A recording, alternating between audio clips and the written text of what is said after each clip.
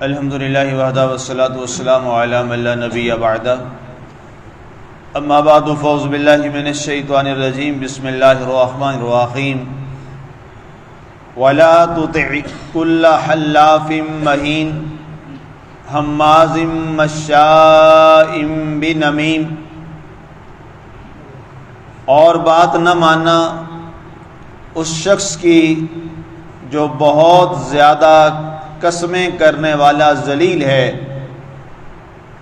عزتیں بکھیرنے والا، لگانے بجھانے میں منہمک، فتنہ پرور۔ آج ہماری سورہ القلم کی آیہ مبارکہ نمبر 11 11 تک کی تلاوت و ترجمہ کا شرف نصیب ہوا۔ سامعین، آج کی یہ انتہائی چھوٹی چھوٹی 2 آیات مبارکہ جس کی تلاوت اور اس کا ترجمہ آپ نے سماعت کیا، اس میں اللہ تعالیٰ نے لوگوں کی 2 معاشرتی برائیوں کا ذکر کیا ہے، اور اپنے پیارے حبیب حضرت سیدنا محمد رسول اللہ صلی اللہ علیہ وآلہ وسلم کو یہ ارشاد فرمایا ہے کہ جن کے اندر یہ 2 برائیاں پائی جائیں، بیماریاں پائی جائیں، آپ کبھی بھی ان کی بات پر توجہ مت کیجیے، آپ ان کی باتوں میں مت آئیے، اور آپ ان کو اپنے ساتھ مت بٹھائیے، اور انہیں اپنے قریب بھی مت آنے دیجیے۔ یہ منافق لوگ ہیں۔ سب سے پہلا کیا فرمایا؟ وَلَا تُطِعْ كُلَّ حَلَّافٍ مَّهِينٍ، فرمایا وہ بات، ایسی بات جو شخص کرتا ہے کہ ہر بات پر وہ اللہ تعالیٰ کی قسمیں اٹھاتا ہے۔ آپ نے دیکھا ہوگا کہ وہ شخص جو عام طور پر جس کی زبان پر اعتماد نہیں ہوتا، اور جس کی زبان کے اوپر سچ نہیں جاری ہوتا، تو وہ اپنے جھوٹ کو لوگوں پر امپوز کرنا چاہتا ہے، لوگوں پر زبردستی ٹھونسنا چاہتا ہے، تو وہ کیا کرتا ہے؟ وہ ہر بات پر قسم اٹھا دیتا ہے، اللہ کی قسم اٹھا دیتا ہے، اور وہ جانتے ہوئے کہ وہ جھوٹا ہوتا ہے، اپنے جھوٹی بات پر نعوذ باللہ اللہ کو گواہ بناتا ہے۔ یہ سب سے بڑی اللہ کی بے ادبی ہے، یہ سب سے زیادہ اللہ تعالیٰ کی نافرمانی ہے کہ یہ جانتے ہوئے کہ وہ شخص غلط ہے، یہ جانتے ہوئے کہ وہ آدمی جھوٹا ہے اور اسے پتہ ہوتا ہے۔ ظاہر آدمی جو خود انسان کو تو پتہ ہوتا ہے کہ وہ جھوٹا ہے کہ سچا ہے، یہ تو بات بڑی واضح ہے۔ ایسا نہیں ہوتا کہ جو قسم اٹھا رہا اسے پتہ نہ ہو کہ میں سچی قسم اٹھا رہا ہوں یا جھوٹی اٹھا رہا ہوں، یہ ایسا نہیں ہو سکتا۔ اسے پتہ ہوتا ہے خود کو کہ میں جو قسم اٹھا رہا ہوں یہ سچی ہے یا جھوٹی ہے۔ تو اللہ تعالیٰ کے نبی صلی اللہ علیہ وآلہ وسلم کو ارشاد فرمایا جا رہا ہے کہ اے پیارے حبیب صلی اللہ علیہ وسلم، وَلَا تُطِعْ، آپ اس شخص کی بات کو مت تسلیم کیجئے، آپ اس شخص کی بات کو مت مانیے۔ ظاہر ہے اب یہ حکم سرکار دو عالم صلی اللہ علیہ وسلم کو تو ہے، تو بالواسطہ تو ظاہر ہے پوری امت کو قیامت تک کے لیے، بلا واسطہ تو سرکار کے لیے ہے کہ آپ ایسے شخص کی بات کو مت تسلیم کیجئے جو ہر بات پر قسم اٹھاتا ہے، بات پر قسم اٹھاتا ہے۔ ظاہر ہے اس میں ایک بات میں یہ واضح کر دوں کہ کچھ ایسی باتیں ہوتی ہیں کہ جس بات کی اہمیت کو بیان کرنے کے لیے بھی بعض دفعہ قسم اٹھائی جاتی ہے، اس کی مثال قرآن میں بھی ملتی ہے۔ مثلا کوئی شخص جو ہے، کوئی مبلغ ہے، وہ کوئی ایسی بات آتی ہے اور اس پر وہ اللہ کی قسم اٹھاتا ہے یا اللہ کی عزت کی قسم اٹھاتا ہے، تو اس سے مراد کیا ہوتا ہے کہ وہ جو بات کرنا چاہ رہا ہے وہ بات اتنی بڑی عظیم اور اعلیٰ ہے کہ اس پر وہ قسم اٹھاتا ہے۔ قسم ہر بار اپنی بات کو سچ ثابت کرنے کے لیے نہیں ہوتی، بلکہ بعض دفعہ ایسا ہوتا ہے کہ وہ جو بات کی جا رہی ہے وہ بات اتنی باکمال ہے، وہ بات اتنی اعلیٰ ہے کہ اس سے پہلے قسم اٹھائی جاتی ہے، اور یہ اللہ کا بھی طریقہ ہے۔ مثلا اللہ تعالیٰ قرآن میں فرماتا بھی، جو میں نے سورہ مبارکہ پہلی آیہ مبارکہ میں پڑھی، اس کے بعد آگے جو سورۃ التین ہے اس میں اللہ تعالیٰ نے یہ فرمایا ہے، والتین، اللہ قسم اٹھا رہا ہے تین کی، والزیتون، ہمیں زیتون کی قسم، وطور سینین، ہمیں طور سینا کی قسم، وہذا البلد الامین، اللہ فرماتا ہے ہمیں شہر مکہ کی قسم۔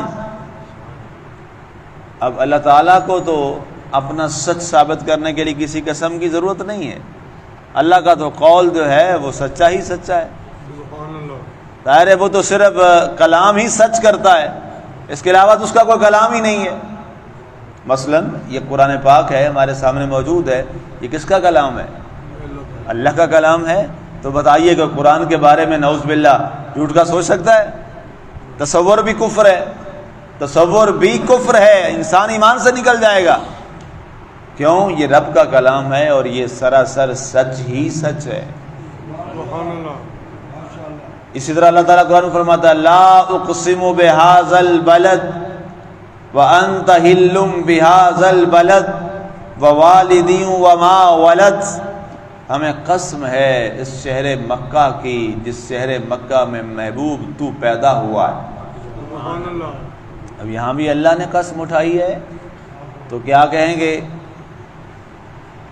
اللہ کو کیا ضرورت ہے قسم اٹھانے کی؟ تو اس تمام کا مفسرین نے اس کا جواب یہ دیا ہے کہ اللہ نے یہاں قسم اس لیے نہیں اٹھائی کہ وہ اللہ تعالیٰ اپنی بات کو سچ ثابت کرنا چاہ رہا ہے، نہیں، وہ تو سب کو پتہ ہے کہ اللہ کی بات جو ہے وہ سچ ہی ہے، اللہ کی ذات سچ ہی سچ ہے۔ اللہ تعالیٰ یہاں قسم اس لیے اٹھا رہا ہے، 3 کے اندر اللہ نے وہاں پر 4 قسمیں اس لیے اٹھائیں کہ آگے جو بات آ رہی ہے وہ بات بڑی عظیم ہے، اس کی عظمت کو دکھانے کے لیے میں قسم اٹھا رہا ہوں۔ اور وہ قسم کیا ہے؟ لقد خلقنا الانسان فی احسن تقویم، ہم نے انسان کو بڑا حسین و جمیل پیدا کیا۔ اس لیے بعض دفعہ جب کوئی مبلغ یا کوئی خطیب یا کوئی متکلم وہ قسم اٹھاتا ہے کبھی کبھار کسی بات پر، تو اس سے مراد کیا ہوتا ہے؟ اس سے مراد ہوتا ہے کہ جو بات ہے یہ بات بڑی عظیم ہے اور یہ اللہ کی سنت ہے، یہ اللہ کا طریقہ ہے۔ لیکن یہ شخص جو ہے جس کے بارے میں اللہ کے رسول صلی اللہ علیہ وسلم کو متنبہ کیا جا رہا ہے، یہ وہ شخص ہوتا ہے جو بات بات پہ قسم اٹھاتا ہے، جو کسی چیز کی اہمیت بیان کرنے کے لیے قسم نہیں اٹھا رہا، بلکہ کیا ہے وہ اپنے جھوٹ کو چھپانے کے لیے بات بات پہ قسم اٹھا دیتا ہے۔ اور آپ نے غور کیا ہوگا کہ جو لوگ ایسے ہوتے ہیں ان کی قسم پر بھی پھر کوئی شخص اعتماد نہیں کرتا، وہ لوگوں میں مشہور ہو جاتے ہیں کہ یہ جھوٹی قسمیں اٹھاتا ہے۔ مسلمان کی تو زبان ہی ایسی ہونی چاہیے، مسلمان کی زبان ایسی ہو، مسلمان، یہی تو ہمارا دین ہے، یہی تو کریکٹر ہے ہمارے رسول صلی اللہ علیہ وسلم کا، ہمارے پروفٹ کا، ہمارے نبی حضرت سیدنا محمد رسول اللہ صلی اللہ علیہ وآلہ وسلم کا، اور یہی آپ کے ماننے والے ہر امتی کا کردار ہونا چاہیے کہ وہ اتنا با کردار اور عظیم ہو کہ اس کی زبان سے نکلا ہوا جملہ ہی سند بن جائے۔ اور ایسے لوگ ہوتے ہیں جو اتنے صادق ہوتے ہیں اور صاف گو ہوتے ہیں کہ ان کی زبان سے نکلا ہوا جو لفظ ہے وہی قسم سے بھی بڑھ کے ہوتا ہے۔ تو مسلمان کی زبان اس قدر عظیم ہونی چاہیے، اور حقیقت میں یہ ہے کہ مسلمان کی جو زبان ہے وہ بڑی عظیم ہے اور بڑی عظمت والی ہے، اس لیے کہ جس زبان پڑھا ہو لا الہ الا اللہ محمد رسول اللہ صلی اللہ علیہ وسلم، اس سے بڑا اور کیا جملہ ہے؟ جس زبان پر یہ قرآن کے الفاظ تلاوت کیے جائیں، جس زبان پر اللہ کا پاکیزہ نام جاری ہو جائے، جس زبان مبارک پر ہمارے پیارے نبی حضرت سیدنا محمد رسول اللہ صلی اللہ علیہ وآلہ وسلم کا اسم گرامی جاری ہو جائے، اس زبان پر پھر برے لفظ آئیں، اس زبان پر پھر جھوٹ آئے، اور زبان پر جھوٹی قسم آئے، یہ پھر ان لفظوں کی لاج نہیں ہے، یہ ان لفظوں کی بے ادبی ہے۔ اور اسی لیے اللہ کے نبی صلی اللہ علیہ وسلم نے ایک دن صحابہ کی محفل میں بز میں آپ نے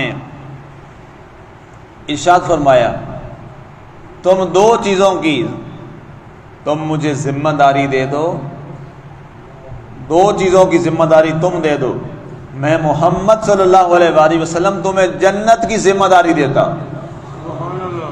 کتنا بڑا اعلان ہے، کتنا بڑا اعلان ہے کہ دو چیزوں کی گارنٹی تم مجھے دے دو ہے صحابہ کرام اور آنے والے قیامت تک کے مسلمانوں کے لیے، تو جنت کی گارنٹی میں دنیا میں تمہیں محمد صلی اللہ علیہ وسلم دیتا ہوں۔ صحابہ نے کہا بڑا سستا سودا جی یا رسول اللہ صلی اللہ علیہ وسلم۔ سرکار نے فرمایا ایک اپنی شرمگاہ کی ضمانت دے دو کہ وہ ناجائز اور غلط استعمال نہیں ہوگا۔ حضور کے حدیث کے الفاظ ہیں بخاری و مسلم کے، جو تمہاری دو ٹانگوں کے درمیان ہے، اپنی شرمگاہ اس کی ذمہ دار ضمانت تم دے دو۔ اور دوسری سرکار نے زبان نکالی اور سرکار نے ایسے پکڑ کے فرمایا یہ جو دو جبڑوں کے درمیان تمہاری زبان ہے نا، اس کی تم ضمانت دے دو، میں محمد صلی اللہ علیہ وسلم تمہیں جنت کی ضمانت دیتا ہوں۔ کتنی بڑی بات۔ سرکار دو عالم صلی اللہ علیہ وسلم نے ارشاد فرمایا میں بہت زیادہ تعداد میں ان لوگوں کو جہنم میں دیکھ رہا ہوں جو اپنی زبان کی وجہ سے جہنم میں جا رہے ہیں۔ اس لیے لوگوں کو اپنی زبان پہ کنٹرول ہونا چاہیے۔ اور بزرگوں نے بڑی خوبصورت بات لکھی ہے کہ جناب یہ جو اللہ نے دو جبڑے بنائے ہیں نا، تمام صوفیہ نے یہ جملہ لکھا ہے کہ یہ جو دو جبڑے بنائے ہیں، ان جبڑوں کا مقصد کیا ہے، اور ان دو جبڑوں کے درمیان اللہ نے زبان کو رکھا ہے، اس کی کیا وجہ ہے؟ کہا جی دو جبڑوں کے درمیان زبان کو رکھنے کا مقصد یہ ہے کہ تمہاری زبان ایسے ہی بے لاگ نہ چلتی رہے، چلنے سے پہلے 100 دفعہ سوچو، غور و خوض کرو، سوچو جو میں بات کر رہا ہوں اس بات کا نتیجہ کیا ہوگا، یہ بات کیا اچھی ہے یا بری ہے۔ اسی لیے اللہ نے اس کو جبڑوں میں جکڑ کے رکھا ہے کہ بولے تو بڑے سوچ سمجھ کے زبان کو کھولے۔ یہ مقصد ہے کہ زبان کو اللہ نے یہاں پہ رکھا ہے۔ تو اس لیے فرمایا گیا کہ وہ شخص جو ایسا جھوٹی قسمیں اٹھاتا ہے اس کی آپ پیروی مت کیجیے، آپ اس کی بات کو تسلیم، ظاہر پیروی تو سرکار کی ہونی ہے، کیا مراد ہے، اس کی بات کو مت تسلیم کیجیے۔ آگے فرمایا حماز مشاء بنمیم، فرمایا ایسے شخص کی بھی آپ بات کو مت تسلیم کیجیے جو چغل خور ہے۔ اب دوسری برائی فرمایا جو شخص چغل خور ہے اس کی کبھی کوئی بات مت تسلیم کرے۔ چغل خور اس امت کا بدترین آدمی ہے۔ سرکار دو عالم صلی اللہ علیہ وآلہ وسلم نے حدیث پاک ہے حضرت حذیفہ سے رضی اللہ تعالیٰ عنہ، ان حذیفہ رضی اللہ تعالیٰ عنہ قال سمعت الرسول اللہ صلی اللہ علیہ وآلہ وسلم یقول لا يدخل الجنت قطات، سرکار نے فرمایا چغل خور کبھی جنت میں نہیں جائے گا، چغلی کھانے والا کبھی جنت میں نہیں جائے گا۔ ادھر کی ادھر، ادھر کی ادھر، ادھر کی ادھر، لوگوں کو آپس میں لڑانے کے لیے، لوگوں کے درمیان اختلافات پیدا کرنے کے لیے اور اپنے ذاتی مفادات کے لیے۔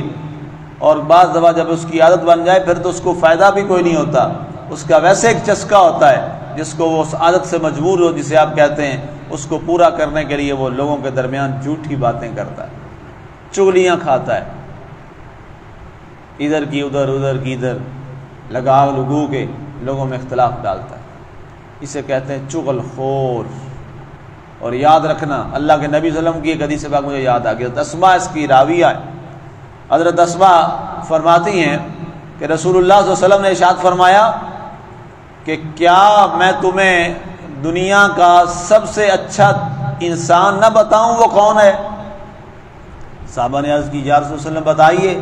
سرکار نے فرمایا فَإِذَا رَأَوْهُ فَذُكِرَ اللَّهُ، دنیا کا سب سے اچھا انسان وہ ہے جسے تم دیکھو تو دیکھتے ہی تمہیں اللہ یاد آ جائے، وہ دنیا کا سب سے اچھا انسان۔ تمہاری نظر پڑے نا اس پر تو اس کا چہرہ دیکھتے ہوئے تمہاری زبان پر سبحان اللہ کا لفظ آ جائے، تمہاری زبان پہ اللہ کا نام جاری ہو جائے اور تمہیں اللہ یاد آ جائے، واہ سبحان اللہ، واہ میرے مالک، کیسا تیرا بندہ پیارا ہے، کیسا تیرا اچھا انسان ہے۔ ظاہر ہے اس اللہ تبھی یاد آئے گا نا جب وہ بڑا اچھا انسان ہوگا، با اخلاق ہو، با کردار ہوگا۔ اور اس کا اخلاق اور کردار نبوی کے تابع ہوگا، تو سرکار دو عالم صلی اللہ علیہ وسلم نے ارشاد فرمایا میری امت کا سب سے اچھا انسان وہ ہے جس کو دیکھو تو تمہیں اللہ یاد آ جائے۔ اور اس کے برعکس دوسری چیز فرمایا کیا میں تمہیں وہ شخص نہ بتاؤں جو میری امت کا سب سے بدترین آدمی ہے، میری امت کا بدترین آدمی۔ سوال کیا گیا یا رسول اللہ وسلم وہ بھی بتا دیجئے تاکہ ہم وہ نہ بنیں۔ سرکار نے فرمایا جو چغلی کھاتا ہے، جو چغلی کھاتا ہے، ادھر کی ادھر لگاتا ہے، ادھر کی ادھر لگاتا ہے، فرمایا یاد رکھنا وہ میری امت کا بدترین آدمی ہے۔ آپ غور کیجئے آج کہیں ہم بدترین لوگوں میں تو نہیں ہیں، کہیں ہمارا اٹھنا بیٹھنا تو بدترین لوگوں کے ساتھ نہیں ہے۔ یاد رکھیے جہاں سے آپ کو کبھی کسی آدمی کی چغل خوری کی بو آئے اس کی محفل چھوڑ دو، اس کے ساتھ بیٹھنا چھوڑ دو، وگرنہ ایک دن آپ کو بھی چغل خور بنا دے گا، ایک دن آپ کو بھی جہنمی بنا دے گا، ایک دن آپ کو بھی بدترین بنا دے گا۔ اس سے اپنی راہیں جدا کر لیجیے، اس سے اپنا راستہ جدا کر لیجیے۔ اور میں یہ دعوے سے کہتا ہوں آج اگر یہ والی جو دوسری بیماری ہے اگر یہ معاشرے سے ہمارے سے ختم ہو جائے، ہمارے آدھے نہیں سارے مسائل ہی حل ہو جائیں۔ ہماری برادریوں میں، ہماری فیملیز میں، ہمارے دوستوں میں، ہمارے متعلقین و لوگوں میں کچھ ایسے لوگ ضرور ہوتے ہیں جو دو آدمیوں کو بیٹھا ہوا دیکھ کے پسند نہیں کر سکتے، تو وہ چغلی کا سہارا لیتے ہیں۔ ایسے بدبخت لوگوں سے اپنے آپ کو دور رکھیے۔ کیوں؟ میں نہیں کہہ رہا، میرے اور پیارے نبی صلی اللہ علیہ وسلم نے فرمایا وہ امت کا بدترین آدمی، تو کبھی بھی بدترین آدمی کے ساتھ مت بیٹھیے جس کو اللہ کے رسول نے فرمایا ہے، اور جس کو اللہ کے رسول فرمایا یہ گندا اور بدترین آدمی ہے، اللہ فرماتا ہے جو میرے رسول نے کہا ہے میرا بھی وہی فیصلہ ہے، اس کو کبھی جنت کی خوشبو بھی نہیں دوں گا۔ اللہ تعالیٰ کی ذات ہمیں ان معاشرتی برائیوں سے محفوظ فرمائے۔